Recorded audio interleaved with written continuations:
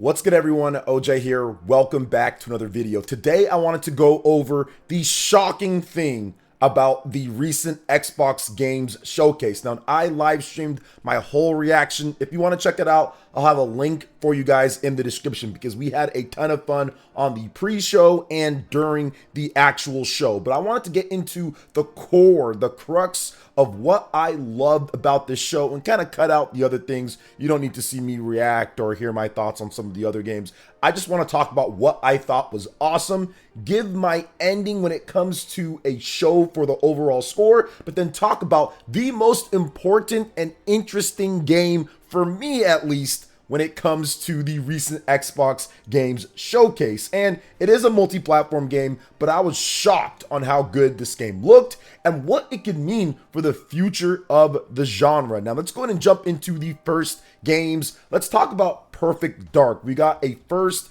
gameplay reveal. This is an upcoming reboot, but at the same time, it's got elements from the first and second game, but it's a brand new story. So reimagining, rebooting, whatever the heck you want to call it at this point. And I think that at first, her jawline was very strong. I did see that, but the more that you watch the gameplay and the more that you actually look at everything, I think that the game looks really good. I think that the game has some great qualities of it. Now, the one thing that I'm a little bit kind of skeptical on is, of course, no release date. You have a game that was announced 4 years ago at this point, almost 4 years ago, and they take so long to show it. And then when they do show it, gameplay looks okay. Got a nice little vertical slice of gameplay, but you have no release date. So that means that you're not confident on when this game is even going to be done or how much is even done in the first place about the game. Now, on Gematsu and on the press release, they have a bunch of more information on the game, what type of game that it is. Well, it's a classic first-person thriller, sci-fi, secret agent, first-person shooter thingy in a near future world. You have Joanna Dark, that is her, she is back.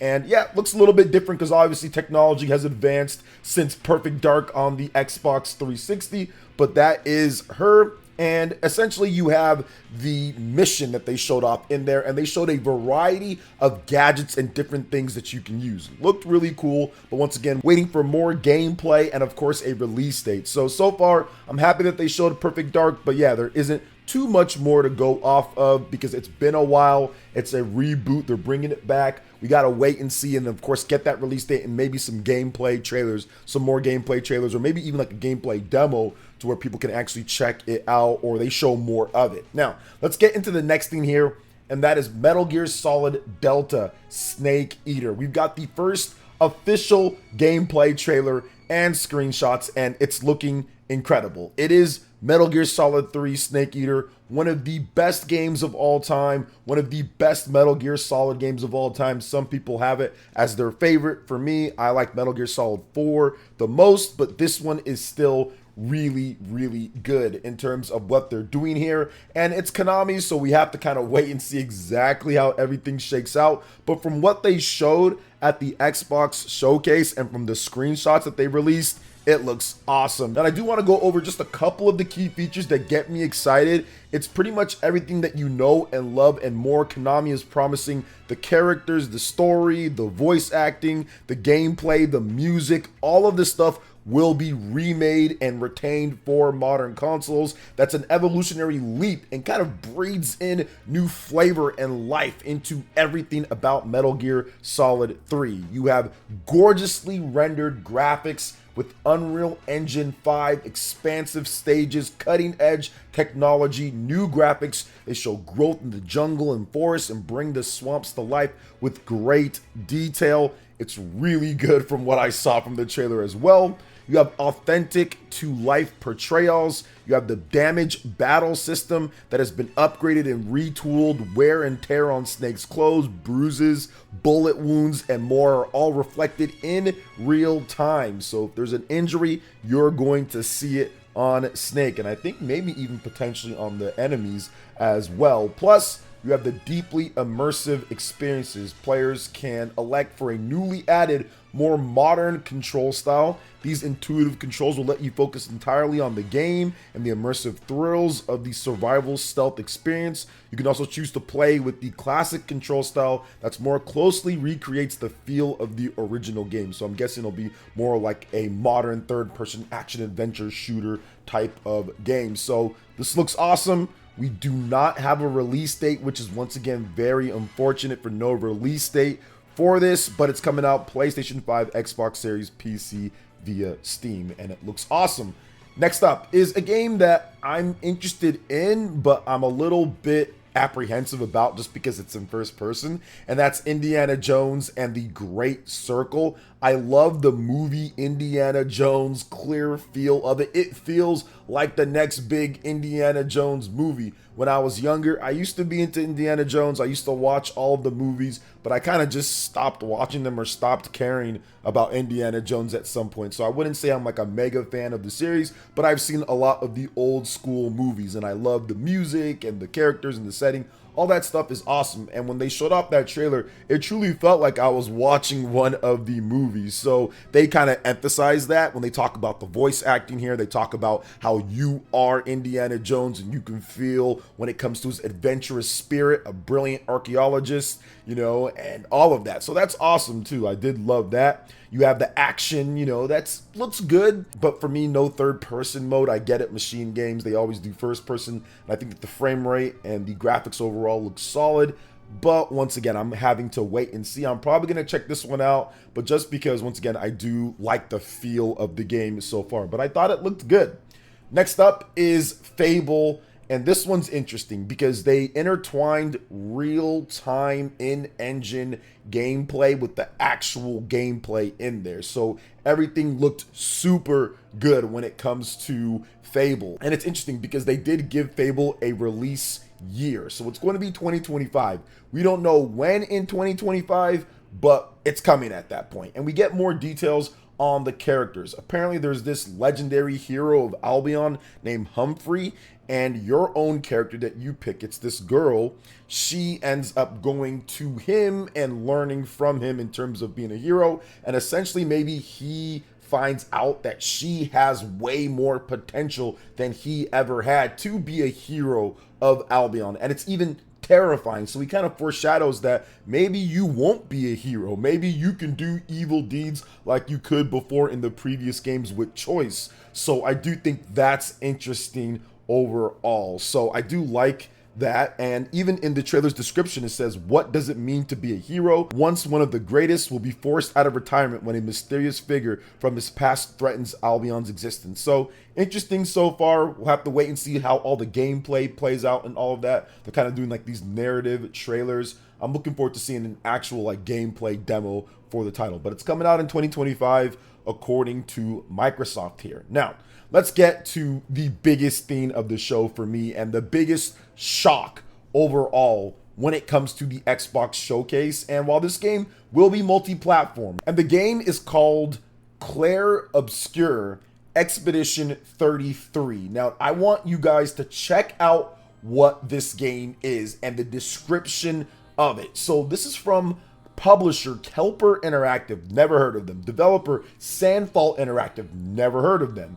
And they have announced Clair Obscur Expedition 33, a turn-based RPG with real-time mechanics. It's going to launch for the PlayStation 5, Xbox Series, and PC via Steam and the Epic Game Store in October 2025, so next year. It'll also be available Xbox Game Pass, so shout outs to the Xbox Game Pass peeps out there. Now let's talk about this game, because to me, I found this to be the most interesting and game of the show by far for me. So the lead members of the Expedition 33 are on their quest to destroy the Paintress so that she can never paint death again.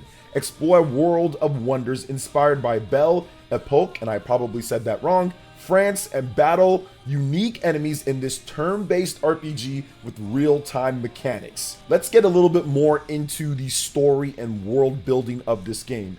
Year by year, she erases us. Once a year, the Paintress wakes and paints upon her monolith, paints her cursed number, and everyone of the age turns to smoke and fades away. Year by year, that number ticks down, and more of us are erased.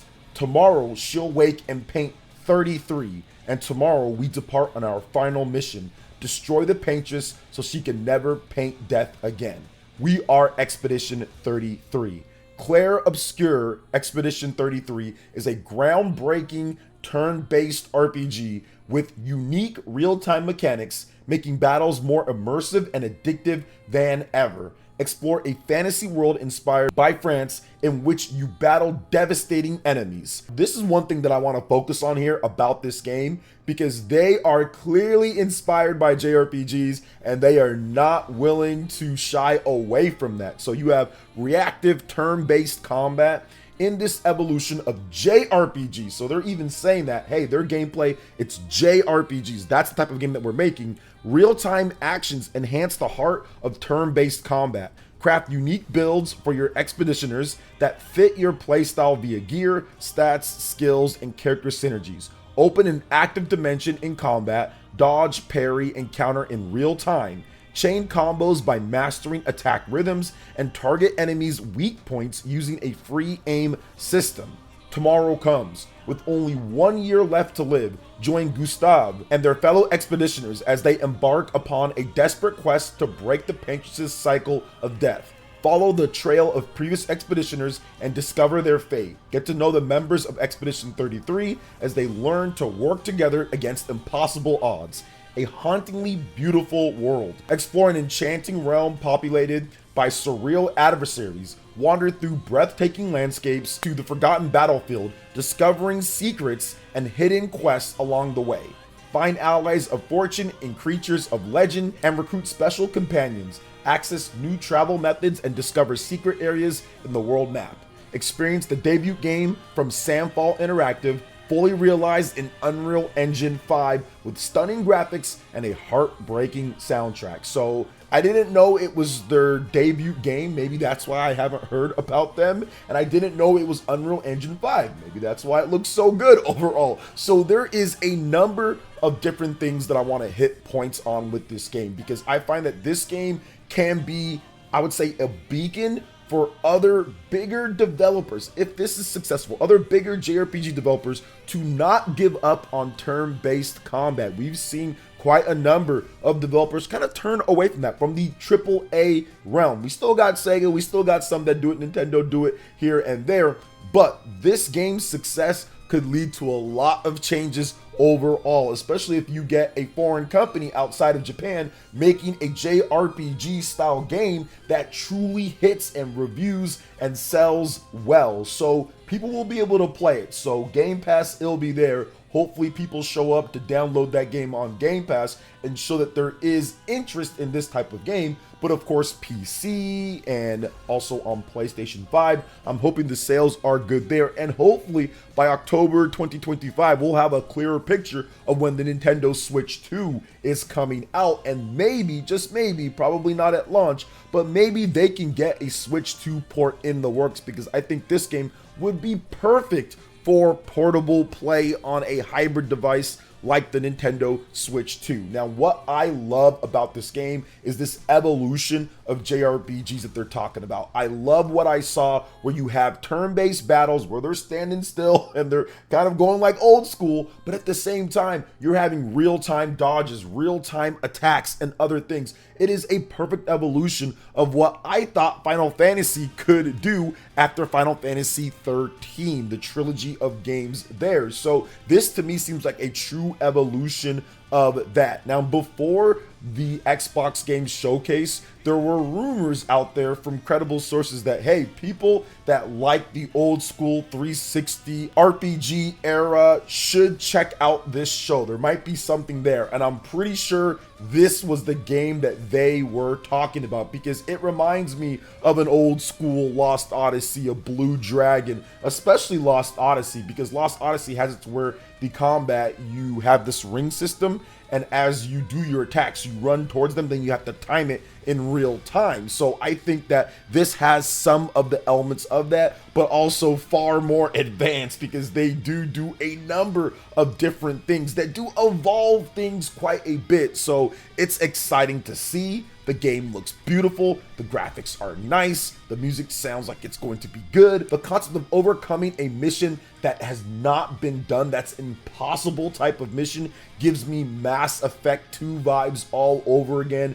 The Reapers, this entity that nobody could understand or why they even do what they do for an unforeseen amount of time, but you have the story of trying to stop them, just like Commander Shepard trying to stop them. I love this setup. That setup can be done so well. All you have to do is tweak a few things in your world, and that type of story is always going to be super compelling for gamers. So it's exciting overall to see this, and I'm definitely looking forward to seeing more of this game. Now, last note that I want to leave off on here, the developers of this game are huge fans in terms of inspiration of Persona, Golden Sun, Mass Effect, Final Fantasy, all sorts of games, Pokemon, and you can see it in the style and what they've done. It's like they've picked elements from each one of these RPGs that they play over the years. The lead programmers and directors and the people that made this game are the biggest fans of the RPG and JRPG genre, and that's what we've needed, and that's why this game looks so unique, looks so cool. When I posted the details on Twitter, I had thousands upon thousands of people saying, wow, this looks incredible. I'm hyped. This was my game of the show. So they did a great job. I mean, I don't know if they paid Microsoft for this spot here, but whatever they paid, it was worth it, because now this game is on the map for people in 2025. So I will go over my overall score for the Xbox Games Showcase. I'm going to go ahead and give it a solid B/B+. I think that the games were really good. The pacing was okay for how long the show was. And I would have given it an A if we got more release dates for the big games. I think that there was a good amount for stuff that was already shown, like Indiana Jones and Avowed. That's cool that we got more dates for that. But a lot of the big reveals, or even games that we already saw, those games did not get release dates, or even games that were announced years ago, right? Fable, release year, which is okay. And also Perfect Dark, no release date. But there was a number of other games that also didn't get release dates, even if they had them as third-party games. So I give it a B/B+. I think this was the best show that Microsoft has ever had, especially in the modern era, and I'm looking forward to playing more. So what are you guys' thoughts overall when it comes to everything here with the Xbox show and Clair Obscur Expedition 33? And what were your favorite games from the show? Let me know in the comment section below. All right, guys, that wraps it up for this video here. Thank you so much for watching. I do appreciate it. Please make sure you hit that like button, subscribe if you're someone new, click that notification bell, and check out my other Nintendo Switch and RPG videos right here on screen. Thanks for watching, and we'll catch you guys for the next one. Peace.